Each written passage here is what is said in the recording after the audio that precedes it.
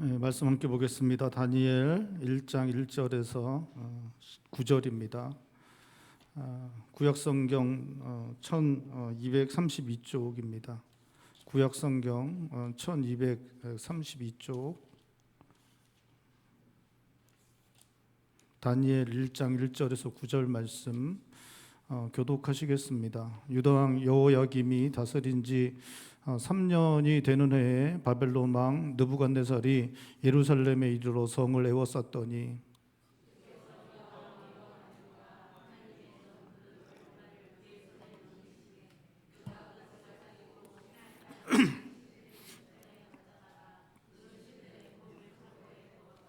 왕이 환관장 아스부나스에게 말하여 이스라엘 자손 중에서 왕족과 귀족 몇 사람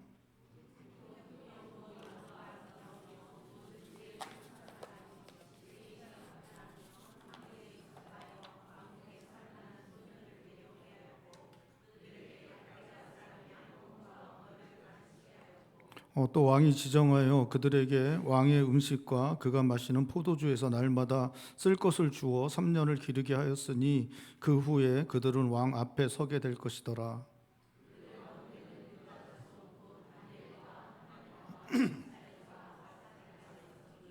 환관장이 그들의 이름을 고쳐 다니엘은 벨드사살이라 하고 하나냐는 사드락이라고 하고 미사엘은 메삭이라고 하고 아사랴는 아벳느고라 하였더라.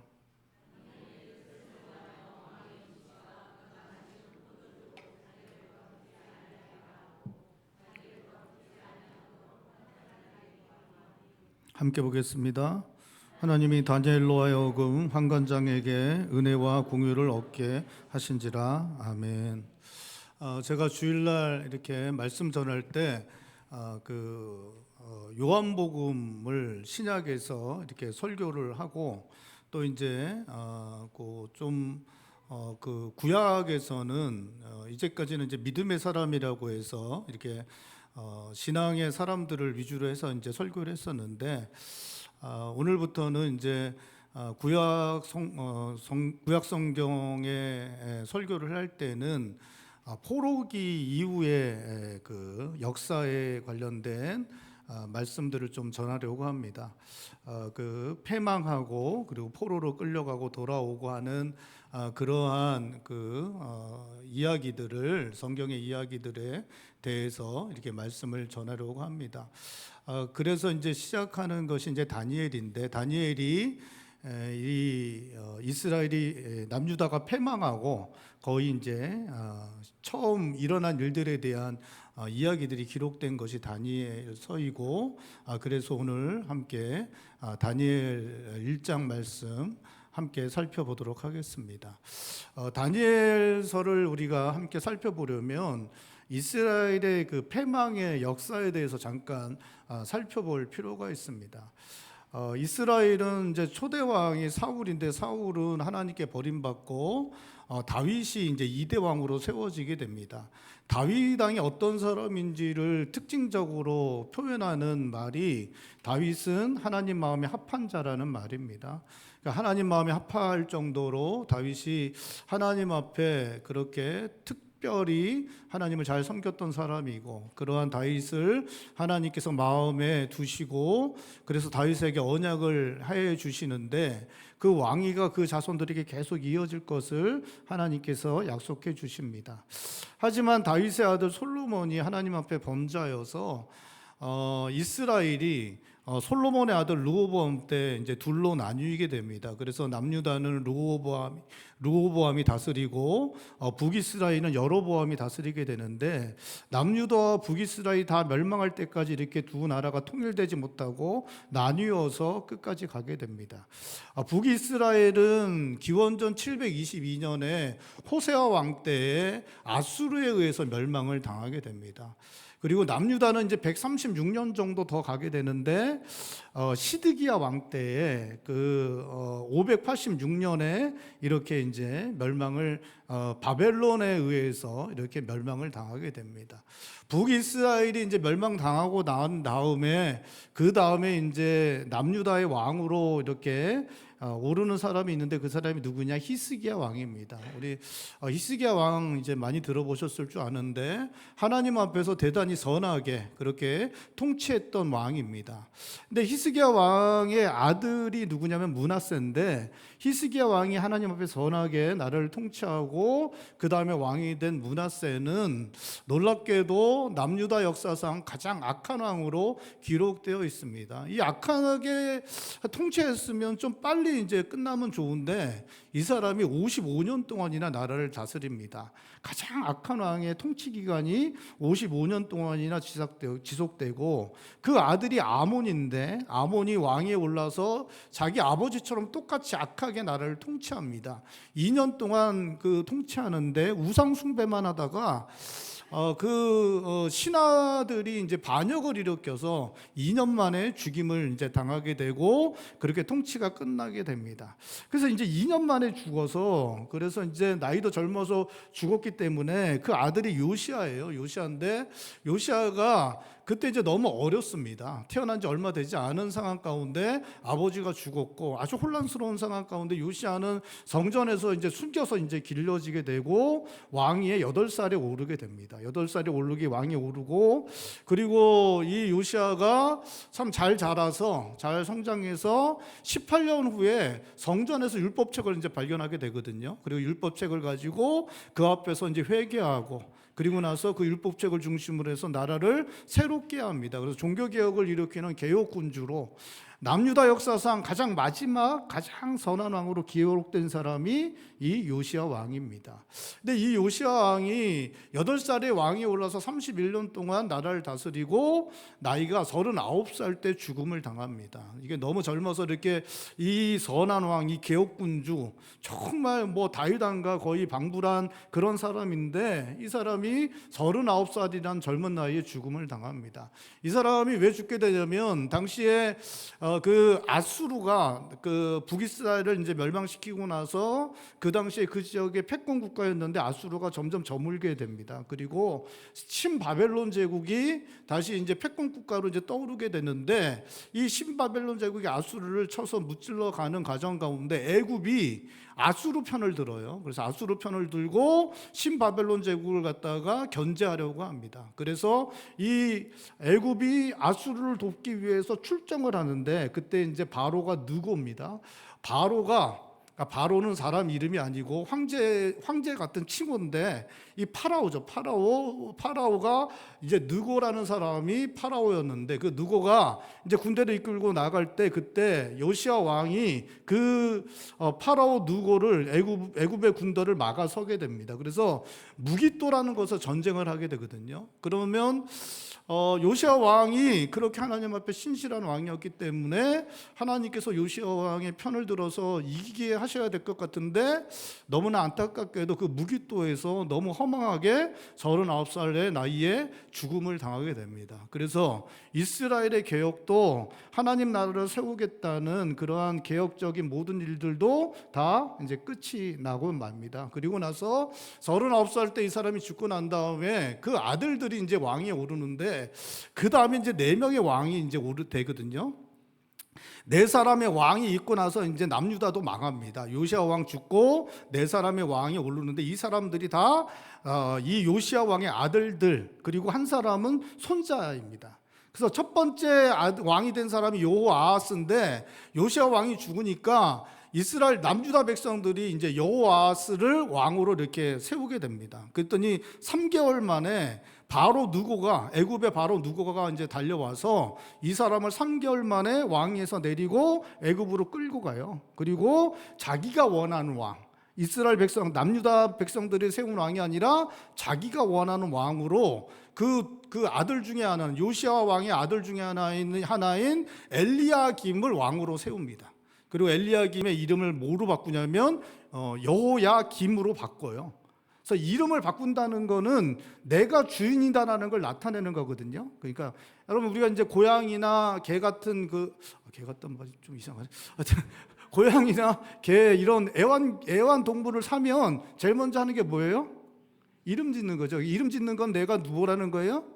주인이라는 것들을 의미하는 거죠. 그러니까 이제 원래 엘리야김인데 이 이름을 갖다가 여호야김으로 이로 바꿔요. 그러니까 애굽의 바로 누구가, 그래서 자기가 이제 주인이다, 내가 그 남유다의 주인이다라는 걸 이렇게 드러내고 됩니다. 그래서 여호야김이 왕위에 오르게 되는데, 그때 이제 3년, 여호야김이 3년 왕위에 오른 지 3년 만에 신바벨론 제국, 느부갓네살의 신바벨론 제국이 그 갈그미스에서 애굽을 쳐서 무찌르게 됩니다. 그 전에 이제 아수르를 완전히 멸망시켜 버리고, 신바벨론 제국의 느부갓네살이 아수르를 완전히 멸망시키고, 그다음에 애굽도 갈그미스에서 전쟁에서 애굽도 그냥 이렇게 승리하게 됩니다. 그 여파로 이렇게 와서 애굽을 섬기고 있던 그 남유다도 정복해 버리게 됩니다. 여호야김 3년에 정복하고, 그때 1차 포로로 이제 남유다 백성들을 끌고 가거든요. 근데 이 1차 포로 때 끌려간 사람이 누구냐?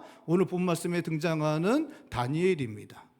그리고 나서는 이제 이때 포로를 끌고 가고 나서, 그때 이제 여호야김이 이제 느부갓네살을 잘 섬기겠다고 이제 맹세하게 되는데, 자기가 통치하는 11년 됐을 때 배반을 하게 됩니다. 느부갓네살을 배반하게 돼서, 그때 다시 이제 신바벨론 제국이 다시 쳐들어와서 이 여호야김을 갖다가 이제 폐위시키고 죽여버리고, 그 아들을 갖다가 왕위에 오르는데 누구냐면 그 아들이 여호야긴이에요. 긴. 그래서 아버지는 김, 그 아들은 긴입니다. 근데 이 아들은 석 달 10일 만에 다시 그 느부갓네살에게 이렇게 다시 이제 잡혀갑니다. 포로로, 왕위에서 내려지고 포로로 잡혀가요. 그때 이때가 이제 2차 포로예요. 그래서 이때가 여호야긴 왕과 백성들이 함께 2차 포로로 잡혀갑니다. 그리고 나서 왕위에 오른 사람이 누구냐? 시드기야예요. 남유다의 마지막 왕인데, 이 사람은 요시야 왕의 아들이에요. 그러니까 요시야 왕이 죽고 아들이 3명이 다 왕위에 오릅니다. 그리고 두 번째 왕이 올랐던 여호야김의 아들인 여호야긴이 왕위에, 세 번째 왕위에 올랐고, 네 번째 왕은 다시 요시야 왕의 아들인 시드기야가 왕위에 올라요. 그래서 11년을 다스리는데, 11년 다스리고 나서 마지막으로 완전히 나라가 바벨론에 의해서 패망을 당하고 3차 포로로 이렇게 끌려가게 되는 것입니다. 그러니까 이제 3번에 걸쳐서 포로로 끌려가는데, 그렇게 이렇게 끌려가게 되는 것입니다.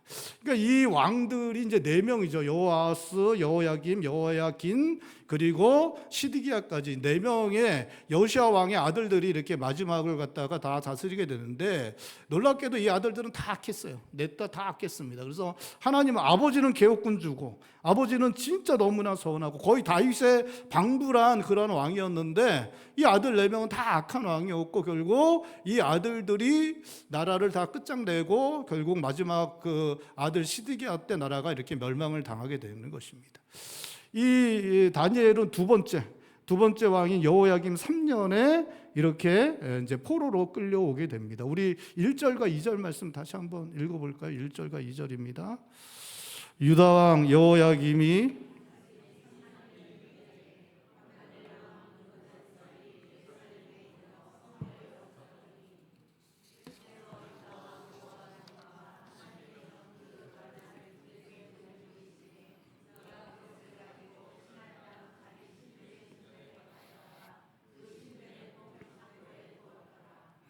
이 느부갓네살은 이제 신바벨론이라는 나라의 이제 왕입니다. 근데 바벨론도 역사가 길어요. 그래서 언제 더 있는데, 이 신바벨론 제국은 나보폴라살 때부터 이제 중흥기에 이릅니다. 이게 나보폴라살은 느부갓네살의 아버지거든요. 아버지인데, 그 아버지 때 중흥기가 시작되고 전성기가 이 느부갓네살 왕 때 전성기가 이제 이루어지게 되고, 이 사람이 이제 그 패권 국가가 됩니다. 그래서 아수르를 완전히 멸망시켜 버리고 애국까지도 이제 복속시키고, 그래서 그 지역의 패권 국가가 되고 예루살렘까지도 쳐들어와서 1차 포로로 다니엘까지 이렇게 잡아가게 됩니다. 그래서 대제국을 형성하게 되는데, 대제국을 갖다가 이루고 나서 이 사람이 한 정책 중에 하나가 그 정복한 나라에서 인재를 갖다가 이렇게 선택해서 그들로 대제국을 관리하는 관리로 이렇게 삼게 됩니다. 그래서 오늘 본 말씀에도 그 일을 했다라고 기록하고 있습니다. 그리고 그렇게 대제국의 관리로 등용하기 위해서 선택된 사람들 중에 다니엘이 있었고 하나냐, 미사엘, 아사랴가 있었다라고 그렇게 말하고 있습니다. 이 사람들은 흠이 없었다. 그리고 용모가 아름다웠다. 그리고 지식과 지혜에 통달했다. 학문에 익숙한 사람들이었다라고 그렇게 말하고 있습니다. 근데 당시에 이렇게 등용할 때 40, 50된 사람들이 아니라 소년들을 이렇게 등용했다고 합니다. 당시에 이제 그 기본 학업이 끝났을 나이가 이제 17살이라 그래요. 17살. 우리나라는 고등학교 졸업할 때 나이가 만으로 18살이잖아요. 그렇죠? 18살인데 이 당시에는 17살에 기본적인 교육이 끝냈다고 합니다. 그리고 나서는 이제 3년 정도 특별한 목적을 가지고 교육을 했다고 해요. 그래서 이런 식으로 이제 관리로 키우기 위해서 한 3년 정도 그렇게 이제 특별한 교육을 했는데, 그렇기 때문에 이때 이 다니엘과 하나냐와 미사엘과 아사랴가 나이가 한 15살에서 17살, 한 16살 정도 됐을 거라고 이렇게 추정을 하고 있습니다. 이렇게 아주 흠없고 용모가 아름답고 지혜와 지식이 탁월하고 학문에 익숙한 이러한 소년들, 그 16살의 청소년들을 데려다가 이 아이들을 갖다가 이제 관리로 이렇게 교육하는 일들을 했다라고 말하고 있습니다. 왕은 그러한 관리를 키우기 위해서 최선의 것들로 지원했다라고 그렇게 말하고 있습니다. 왕이 먹는 음식, 왕의 포도주 이런 것들을 음식으로 제공했다고 합니다. 여러분, 왕이 먹는 거는 최고의 음식이죠. 최고의 등급의 음식들, 고기도 그렇고 모든 게 다 최고의 등급으로 그들에게 이렇게 지원했다라고 그렇게 말하고 있습니다. 그들을 이제 데리고 와서 이 환관장이 제일 먼저 한 것이 있는데, 그게 뭐냐? 이름을 바꿨다라고 그렇게 말하고 있습니다. 다니엘의 이름을 벨드사살이다라고 그렇게 이름을 바꿨다라고 그렇게 말하고 있습니다. 그리고 그 하나냐도 사드락으로, 그리고 미사엘을 메삭으로, 그리고 아사랴를 아벳느고라고 이름을 바꿨다라고 그렇게 말하고 있습니다. 우리 7절 말씀도 우리 한 목소리 읽어볼까요? 7절입니다. 우리 한 목소리 읽겠습니다. 환관장이 그들의 이름을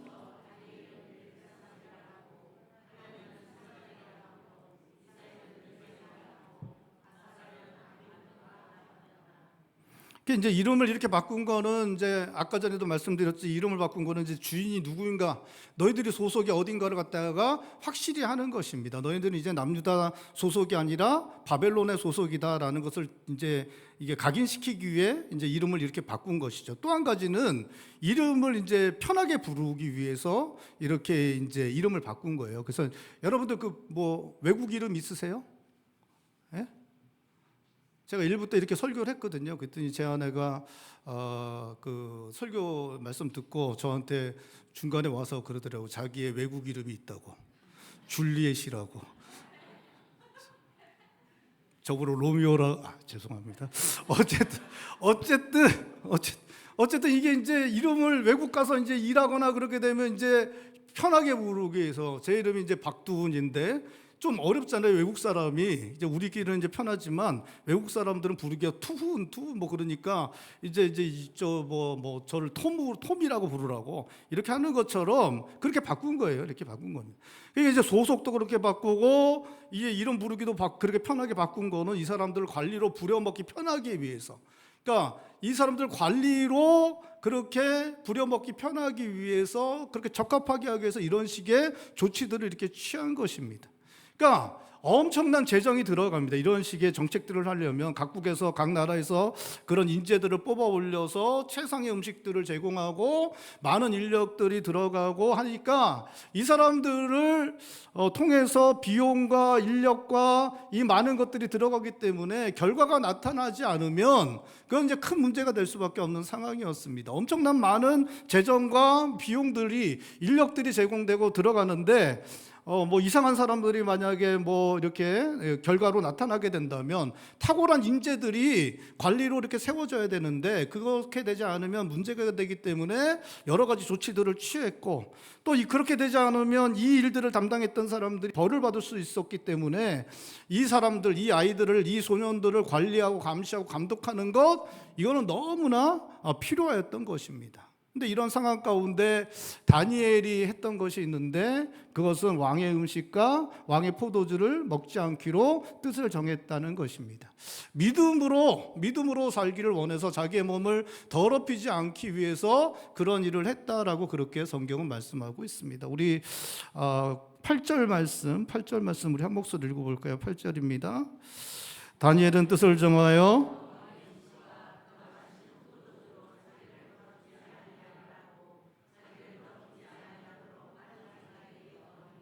우리가 잘 알고 있는 것처럼 왕의 음식 또 포도주 이런 것들은 첫 번째는 이게 이제 그 유대인들이 율법에서 정한 부정한 음식으로, 부정한 것들로, 부정한 동물들로 이 음식을 만들 수 있었기 때문에 먹지 않겠다고 하는 것입니다.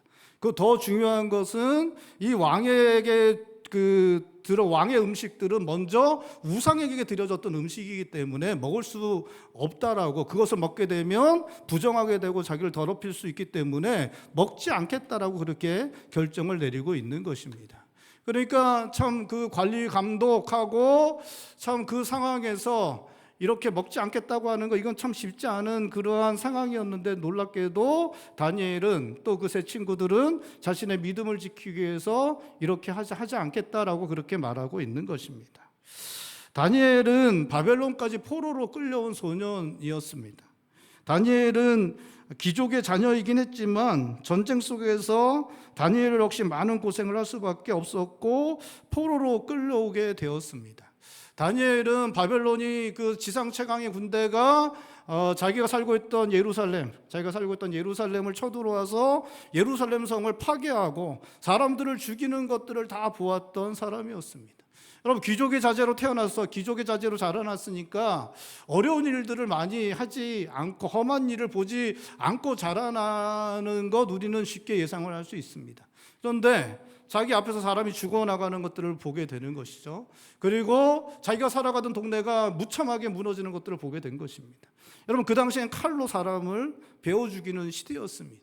그렇게 자기의 사랑하는 사람들, 자기 함께 살아왔던 사람들이 자기 앞에서 무참하게 죽어가는 것들을 그 소년이 이렇게 보게 된 것입니다. 여러분, 그렇게 보게 되면 어떨 것 같아요? 사람이 이렇게 죽어나가는 걸 보게 되면 어떨 것 같습니까? 저도 한 번도 본 적이 없거든요. 저도 한 번도 TV에서나 이렇게 영화나 그런 것을 보지만 실제로 내 앞에서 그렇게 죽어간다 그러면 그 공포감은 말할 수 없이 컸을 것입니다. 이 소년들이 그것들을 봤을 때 그 엄청난 공포감을 가질 수밖에 없고, 그거는 트라우마로 남을 수밖에 없는 그런 상황을 이 소년들이 거친 것이었습니다. 그렇게 간신히 목숨을 부지하고 그들이 하게 된 것은 포로로 끌려오게 된 것입니다. 여러분, 그 남유다에서 바벨론까지 1000km가 넘는다고 해요. 몇 달을 걸어와야 되는데 어떤 배려도 어떤 보호도 없이 몇 달을 걸어서 그렇게 그 병사들의 채찍과 병사들의 폭언과 그것들 속에서 그렇게 걸어서 그 바벨론까지 올 수밖에 없었습니다. 거기까지 와서 이들이 앞으로 어떻게 될지 알 수 없는 그런 불안한 그러한 상황 가운데 이들이 놓여질 수밖에 없었습니다. 살아남는 것, 이들이 해야 될 일이었습니다. 그 훈련 받는 동안에 자신의 뛰어남이 드러나지 않으면 언제든지 잘려나가서 하층으로 떨어지고 노예가 되는 그러한 상황에 놓일 수밖에 없는 그러한 상황을 이들이 지나가야 하는 상황이었습니다. 어떻게든 자기의 뛰어남을 이렇게 드러내고 그것을 통해서 살아남고 위에 올라가야 되는 그런 상황 가운데 있었습니다. 공포, 불안, 긴장, 두려움, 어찌할 바를 몰라 하는 그런 상황이 이 다니엘과 제 친구의 상황이었습니다. 그래서 놀랍게도 이 아이들이 결정한 것이 무엇이었냐? 하나님 앞에서 뜻을 정하고 왕의 음식과 포도주를 마시지 않겠다라고 그 뜻을 정하는 것, 그것을 이 아이들이 하였다라고 성경이 말씀하고 있는 것입니다. 그 어려운 상황 속에서 그 공포, 불안, 그 두려움이 지배받을 수밖에 없는 그러한 상황에서 이 아이들이 선택한 것, 하나님 앞에서 믿음으로 살기 위해서, 자기를 더럽히지 않기 위해서 왕의 음식을 먹지 않겠다라고 그것들을 결정한 것, 그것이 이 아이들이 선택한 것이었습니다. 이 아이들은 흠없는 아이들이었습니다. 용모가 아름다운 아이들이었습니다. 그 지식과 지혜가 통달하고 학문이 익숙한 아이들이었습니다. 거기다가 이 아이들은 그 믿음으로 살기 위해서 믿음의 결정을 내리는, 믿음이 견고하게 세워진 그런 아이들이었습니다. 이 아이들이 16살 정도 되는 그런 아이들이 바로 다니엘과 세 친구였습니다. 이 소년들이 10살이 넘어가면서 본 세상은 혼란 그 자체였습니다. 이 아이들이 지금 16살 정도 된다라고 우리가 이제 추정할 수 있는데, 이 아이들이 이제 3년 반 정도 전에 이제 요시야 왕이 죽었습니다. 그렇기 때문에 이 아이들이 한 12살 정도 될 때부터 보게 된 세상은 너무나 혼란스러운 세상이었습니다. 남유다 백성들의 희망이었던 개국군주 요시야 왕의 허망한 죽음, 너무나 충격적인 것이었습니다. 그의 아들 여호아스가 왕이 올랐지만 3개월 만에 애굽으로 자신의 왕이 끌려가는 것도 볼 수밖에 없었습니다. 여호아스가 애굽으로 끌려간 이후에는 여호야김이 왕위에 올랐지만 3년 만에 느부갓네살이 지상 최강의 군대를 끌고 쳐들어와서 예루살렘을 점령하여 버리는 것, 수많은 사람들이 죽어나가는 것 볼 수밖에 없었습니다. 소년들이 10대가 된 이후에 남유다는 계속해서 혼란 속에 있을 수밖에 없었습니다. 요시야 왕 이후에 왕이 된 여호아스도 또 여호야김도 악한 왕들이었습니다. 그들은 율법으로 하나님의 뜻을 따라 나라를 통치하던 아버지 요시야를 따르지 않았습니다. 너무나 악하게 행하였습니다. 우상 숭배를 행하였고 하나님의 뜻을 저버리는 그런 악한 그런 통치들을 행하였습니다.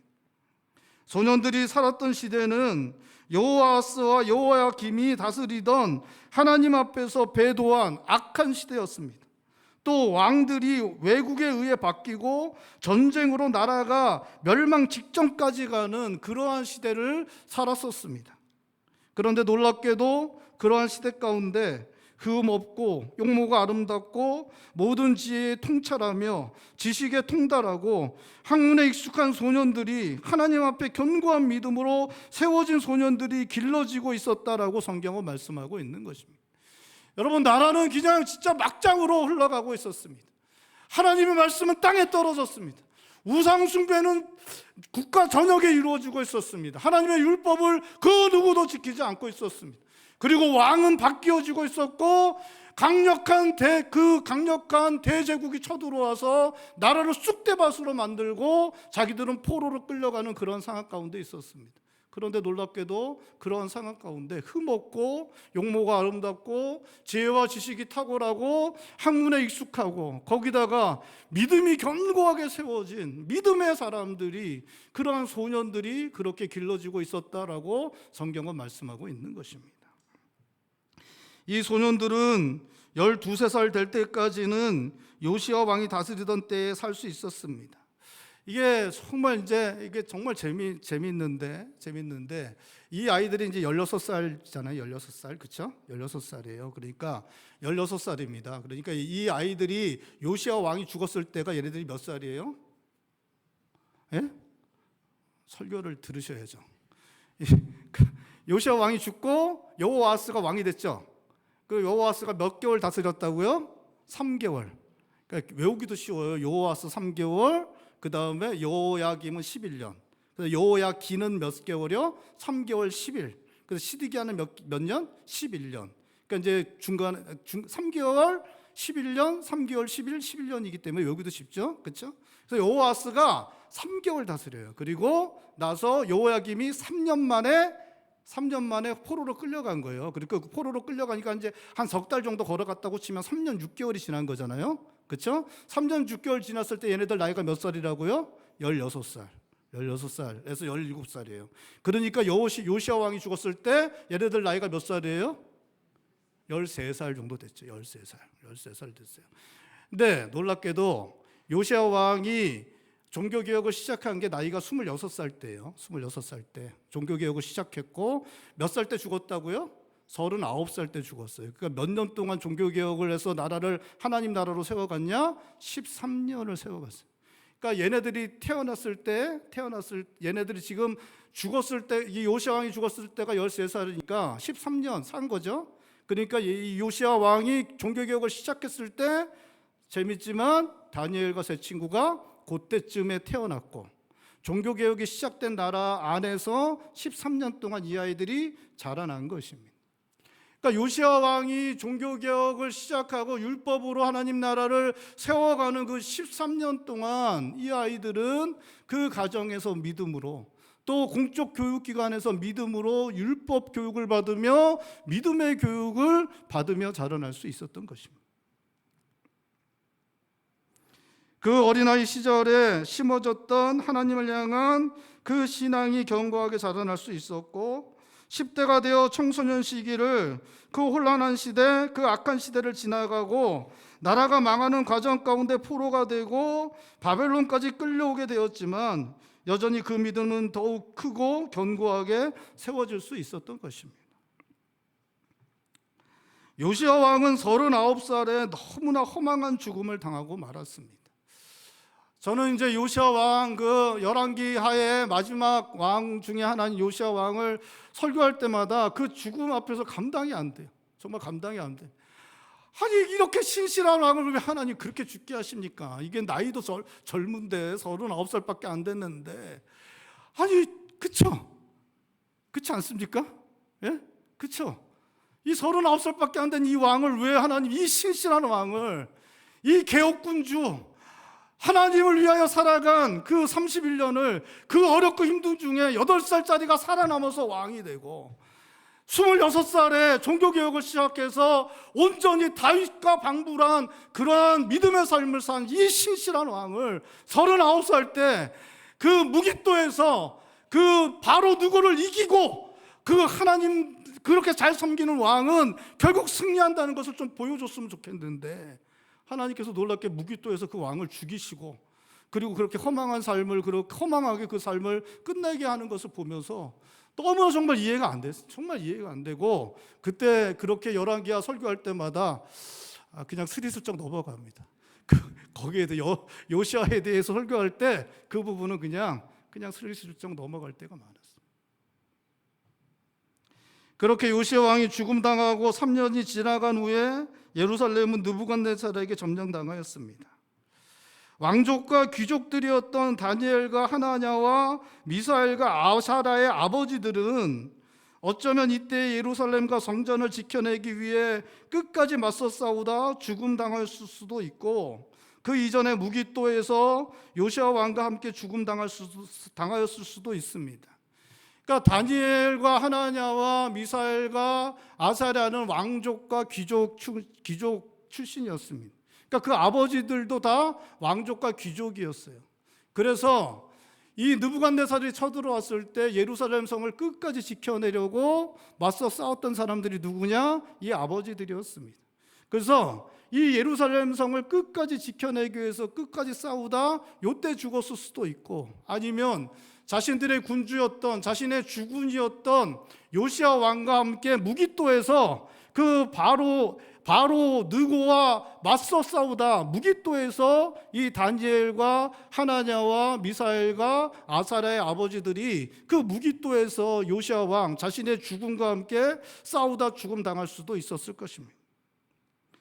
다니엘과 하나냐와 미사엘과 아사랴의 아버지들은 요시아 왕과 함께 나라를 새롭게 하였던 사람들이었습니다. 왕족과 귀족들이었던 그들은 정치적으로 경제적으로 힘 있는 사람들이었고 왕에게 힘이 되어줄 수 있는 사람들이었습니다. 여러분, 요시아 왕이 나라를 새롭게 하는데 힘이 되어줄 신하가 필요했겠죠, 그렇죠? 왕이 어떻게 혼자 할 수 있겠습니까, 그죠? 그 개혁을 일으키고 개혁을 갖다가 이렇게 이루어 나가려면 힘이 되어줄 사람들이 필요하죠. 그 사람들이 누구였겠습니까? 다니엘과 세 친구의 아버지들이었겠죠. 그 아버지들이 귀족들이었고 왕족들이니까 정치적으로 그 가문이 정치적으로 경제적으로 힘 있는 가문의 사람들이었고, 그 아버지들이 이 요시야 왕과 함께 나라를 새롭게 하기 위해서, 그 개혁을 함께 나가기 위해서 꿈꾸고 그 개혁을 추진했던 사람들이 이 아버지들이었던 것입니다. 그들은 남유다의 희망이었던 개혁군주였던 요시야를 믿고 따르며 하나님의 율법을 통해 나라를 하나님 나라 되도록 하려는 요시야 왕의 개혁에 함께했던 사람들이었습니다. 요시야 왕의 꿈을 함께 꾸었던 사람들, 그들이 바로 다니엘과 하나냐와 미사엘과 아사랴의 아버지들이었습니다. 다니엘과 세 친구의 아버지들은 남유다가 하나님 나라 되는 것 꿈꾸며 요시야 왕과 함께 하나님의 율법을 통해 나라를 새롭게 하는 일에 힘을 다하였습니다. 그 어머니들은 하나님 나라를 꿈꾸며 자녀들을 품에 안고 기도하며 자녀들을 길러내었고 가정을 돌보았습니다. 다니엘과 하나냐와 미사엘과 아사랴의 부모님들은 요시야 왕과 함께 남유다가 하나님 나라가 될 것을 꿈꾸며 그것을 이루기 위해 믿음으로 산 사람들이었습니다. 하지만 그들은 남유다를 하나님 나라 되게 하지 못했고 나라를 지켜내지도 못했습니다. 요시야 왕도 왕과 뜻을 같이하여 하나님 나라를 세워가던 사람들도 다 죽음당하였고 나라는 결국 멸망당하고 말았습니다. 하지만 그들이 뿌린 씨앗은 헛된 것 되지 않았습니다. 그들이 하나님을 향하여 꿈꾸고 함께 모여 이야기하고 율법을 연구하고 함께 기도하고 함께 웃고 떠들고 함께 힘을 모아 하나님 나라를 세워가려고 했던 그들의 그 꿈, 그들의 그 꿈을 향하여 달려갔던 모든 것들 헛된 것 되지 않았습니다. 그들이 뿌린 믿음의 씨앗은 그 자녀들의 심령에 다음 세대의 마음속에 뿌려졌고 그 뿌리 내렸고 자라나게 되었습니다. 여러분, 바벨론은 하나님의 언약의 땅 가나안에서 1000km도 더 떨어져 있는 곳이었습니다. 그곳은 영적으로 불모의 땅이었습니다. 상황은 믿음의 역사가 일어나는 것 불가능해 보이는 상황이었습니다. 그런데 그 영적인 불모의 땅에서 믿음의 역사가 일어나는 것이 불가능해 보이는 그곳에서 믿음의 사람들이 나타나게 되었고 믿음의 역사를 행하고 있습니다. 하나님의 이름이 한 번도 불려본 적 없는 곳에서 믿음의 사람들이 하나님의 살아계심을 드러내고 있는 것입니다. 2절에서 성경 기자는 주께서 유다 왕 여호야김과 하나님의 전 그릇 얼마를 느부갓네살의 손에 넘기셨다고 말씀하고 있습니다. 아수르를 무너뜨린 것은 바벨론이었습니다. 갈그미스에서 애굽에게 승리한 것도 바벨론이었고 느부갓네살이었습니다. 그런데 느부갓네살이 남유다를 치고 예루살렘을 점령함으로 여호야김의 항복을 받고 성전의 기물을 갖고 가게 된 것을 하나님께서 그의 손에 넘기셨기 때문이라고 말씀하고 있습니다. 모든 것이 하나님의 손 안에서 이루어지는 일이고 모든 것을 하나님께서 이루어 가시는 것이라고 말씀하고 있습니다. 남유다가 망하게 되고 바벨론이 강력한 패권 국가가 되고 제국이 된 것도 하나님께서 행하시는 것이고 그러한 가운데 또다시 믿음의 사람을 길러내시고 그 믿음의 사람으로 믿음의 이야기를 써 내려가시는 분도 하나님이시라고 말씀하고 있는 것입니다. 사랑하는 동역자 여러분, 우리의 믿음의 헌신과 수고는 주님의 몸된 교회를 세우기 위해 흘린 땀과 눈물은 결코 헛된 것 되지 않을 것입니다. 요시야 왕과 남유다를 하나님의 나라로 세우기 위해 꿈꾸며 헌신하고 수고했던 사람들의 시간들이 요시야 왕의 허망하게 보이는 죽음으로 또 남유다의 멸망으로 다 끝난 것처럼 보여졌지만 다니엘과 하나냐와 미사엘과 아사랴와 모르드게와 에스더와 수많은 사람들의 마음의 믿음으로 남았고 결국 하나님께서 그들을 다시 가나안 땅으로 돌아오게 하셔서 하나님 나라 이스라엘을 세우시는 놀라운 일 되게 하셨습니다. 요시야 왕의 죽음은 너무나 허망한 것이었습니다. 그와 함께 꿈꾸며 그와 함께 하나님 나라를 세우려고 했던 다니엘과 세 친구의 아버지들, 그 어머니들, 그와 함께 그것을 꿈꾸며 소망하며 자신의 모든 것을 들여 하나님의 나라를 세워가려고 했던 그 모든 노력들 아무것도 아닌 것처럼 보여졌습니다. 하지만 여러분, 그것은 그렇게 끝나지 않았습니다.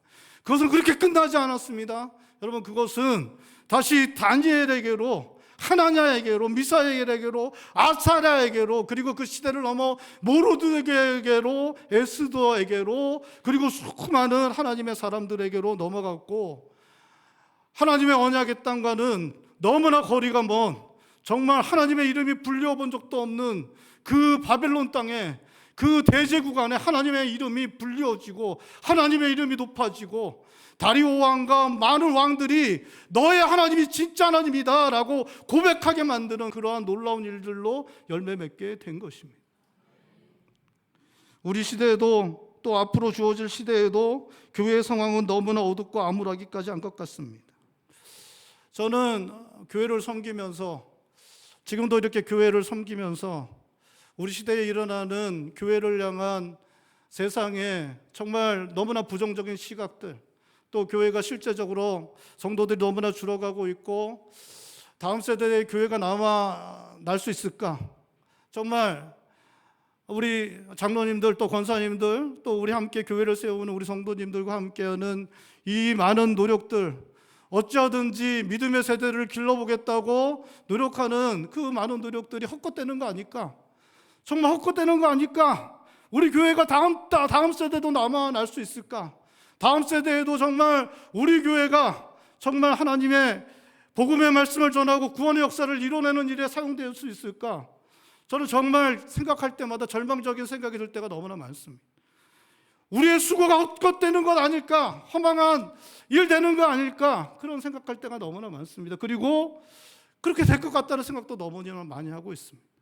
여러분, 하지만 오늘 성경은 그렇지 않다라고 말씀하고 있습니다. 여러분, 우리 교회가 그냥 우리 시대로 그냥 끝날 수도 있습니다.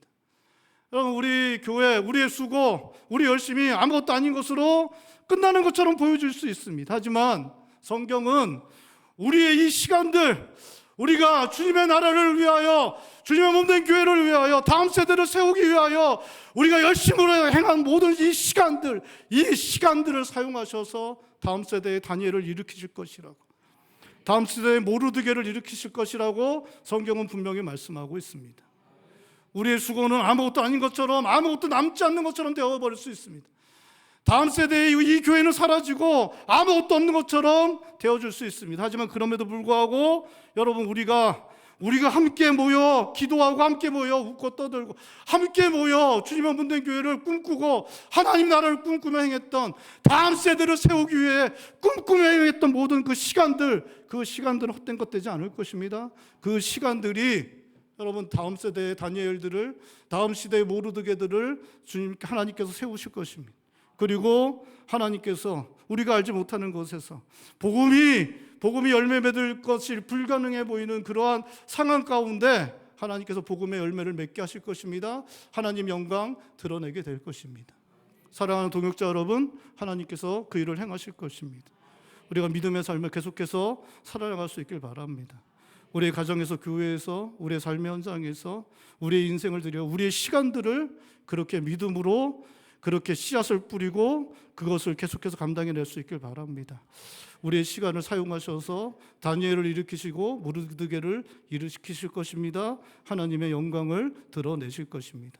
그것을 위해 사용되어지는 우리 교회와 성도님들 되시기를 바랍니다. 우리 시간 함께 찬양 하나 함께 하겠습니다.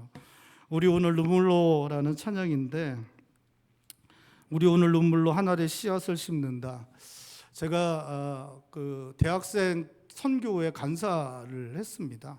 그리고 이제 청년 사역도 많이 했고, 그때 참 많이 불렀던 찬양인데, 그때는 많이 불렀는데 요새는 많이 안 부르는 것 같아요. 그런데 오늘은 이 찬양을 좀 함께 부르고, 우리가 다시 한번 하나님 앞에 꿈을 갖고 그 일을 위해 우리의 가정에서, 교회에서, 또 우리의 삶 가운데 믿음의 삶을 살기로 결단하는 그런 결단이 이 찬양을 통해 우리 안에 함께 있었으면 좋겠습니다. 함께 우리 오늘 눈물로 함께 찬양하도록 하겠습니다.